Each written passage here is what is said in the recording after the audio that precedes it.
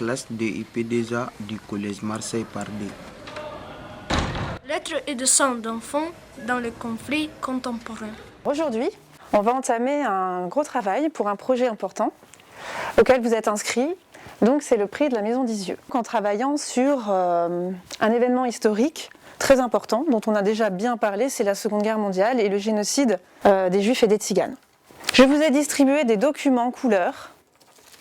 Ce sont soit des dessins, soit des lettres aussi. Donc ici vous avez par exemple une lettre, voilà, que ces enfants ont écrit soit à leurs frères et sœurs, soit à leurs parents, soit à leur famille, à d'autres membres de leur famille pendant la guerre. Ces enfants, ce sont des enfants donc juifs qui ont été séparés de leur famille et de leurs parents et qui ont vécu dans une maison. Voilà, il y a des gens qui les ont recueillis. Alors, donc vous avez par groupe, vous avez tous des choses différentes. Donc soit des cartes postales, des lettres, des dessins, et vous allez découvrir leur histoire à travers ces dessins, ces cartes postales. Donc vous pouvez, c'est parti. Alors bien sûr, parlez entre vous. Hein. Le but c'est vraiment de communiquer, de parler entre vous.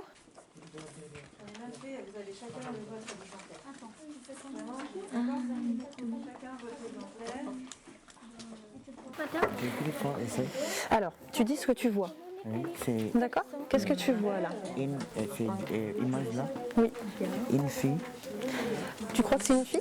Il y a 3 hommes. Alors ils sont. L'exercice donc c'est de travailler sur des dessins et des lettres que les enfants d'Isieux, qui ont été arrêtés et raflés à Isieux le 6 avril 1944, puis déportés à Auschwitz et assassinés, ont fait lorsqu'ils étaient dans cette maison dans l'Ain. Voilà, ils étaient séparés de leurs parents, séparés de leur famille, avec quelques fratries, quelques frères et sœurs qui étaient là. Oui, très bien. Alors, pour rouge, là, il est au singulier. Les enfants dessinent la tristesse. Les enfants dessinent les tragédies du monde. Les camps, l'exil, la faim. La séparation de leur famille. Les enfants dessinent la peur de mourir et la mort, mais aussi des moments joyeux avec leur famille. Ils dessinent ce qu'ils voient ou imaginent. Ils souhaitent retrouver la paix. Et c'est ça aussi qui est bien, c'est qu'ils dessinaient tout. Ils dessinaient leurs espoirs, leurs rêves. Ces enfants doivent avoir un père et une mère. Et ils doivent rire et ne pas pleurer. L'autre groupe, voilà.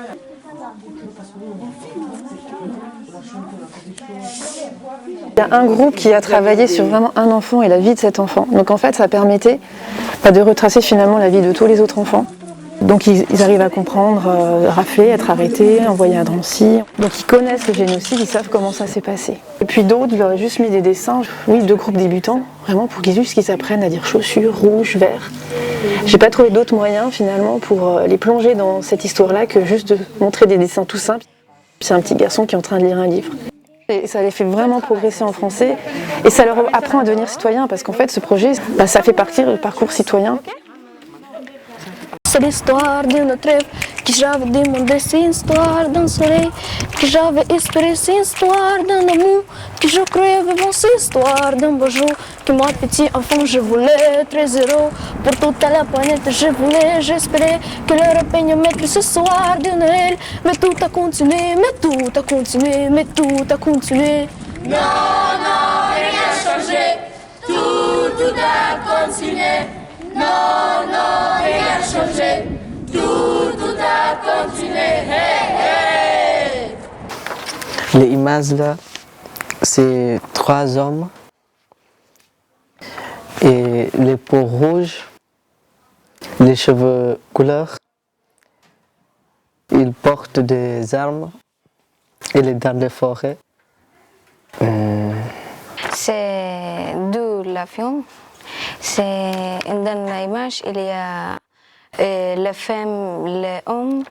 La femme marche à l'avion et l'homme portant de la sac à l'avion.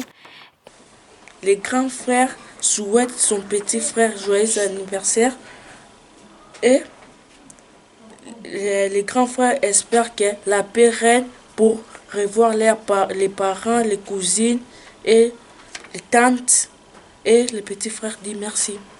Un garçon lit un livre vert. Il y a des chaussures rouges, un col rouge. Il y a assis. Il a donné un dessin pour son frère et un lettre. Au recto en bas, sur tout le long, une rivière au milieu, sur tout le long, la barge sur laquelle un loup est dressé sur ses pattes arrière. Il se bat avec une quigon qui vole et le pique avec son bec, pourtant accroché à son cou un petit enfant. Il y a un bot. Il s'appelle Chabot. Époutante, ben des gens ont chanté avec une époutante, ben des gens se sont mis en genoux pour prier, oui pour prier, oui pour prier. Ben j'ai vu tous les jours à la télévision, même le soir de Noël, des fils et des canons, je pleurais, oui je pleurais, qui pourra me citer que... Non, non, rien n'a changé, tout a continué, non, non, rien n'a changé, tout a continué.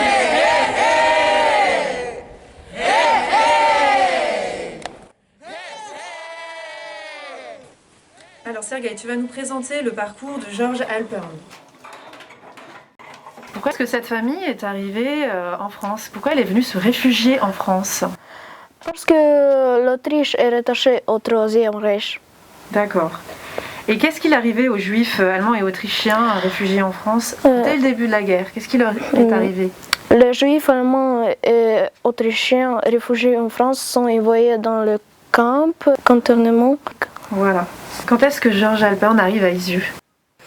Le 18 mai 1943. Lors de son séjour, comment il arrive à rester en contact avec ses parents? Ses parents ont écrit les colis et les lettres pour lui.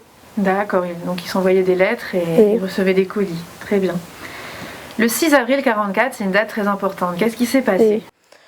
Les enfants et les adultes présents à la colonie sont déportés de Drancy. Alors, avant d'être déportés, ils sont d'abord arrêtés. Donc, ils sont arrêtés le 6 avril 1944. Ils sont envoyés ensuite, comme tu l'as dit, de Drancy à Auschwitz. Et ensuite à Auschwitz. Et qu'est-ce qui arrive à ces enfants à Auschwitz? Ils sont tués. D'accord, ils sont tués. Alors, il y a un homme qui est responsable de cette arrestation. Quel est cet homme responsable de l'arrestation des enfants d'Isieux? C'est Klaus Barbie. Non, non, rien n'a changé, tout a continué. Non, non, rien n'a changé, tout a continué.